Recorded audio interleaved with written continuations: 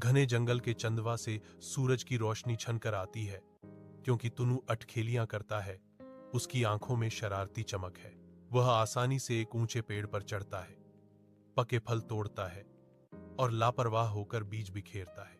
जंगल उसकी हंसी से गूंजता है, क्योंकि वह अन्य जीवों को चिढ़ाता है, अपनी चंचल हरकतों में आनंद लेता है।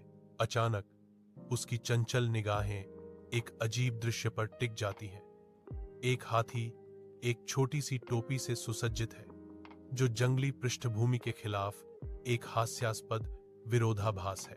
तुनु की आंखों में ईर्ष्या चमकती है, क्योंकि वह जोर से सपना देखता है, अगर मेरे पास वह टोपी होती तो मैं एक सुपरस्टार होता। घने जंगल के आवरण के नीचे तुनु की हताश दौड़ तेज हो जाती है, क्योंकि वह हाथी का पीछा करता है। उसकी आंखें कीमती टोपी पर टिकी होती हैं। मैं वह टोपी लाऊंगा, वह चिल्लाता है। उसकी आवाज घने पत्तों के बीच गूंजती है, जो दृढ़ संकल्प से प्रेरित है। विशाल हाथी घूमता है, उसकी निगाहें अचानक महत्वपूर्ण टकराव में तुनु से मिलती हैं। तुनु के लड़खड़ाते ही गति उसे धोखा देती है। उसका पीछा एक अप्रत्याशित दुबकी के साथ अचानक समाप्त हो जाता है। वह एक छिपे हुए गर्म झरने में गिरता है। नम हवा अचानक उठते भाप के घूमते बादलों से जीवंत हो जाती है। भूतापीय मिस्ट से घिरा तुनु का साहसिक कार्य एक अप्रत्याशित झुलसा देने वाला मोड़ लेता है।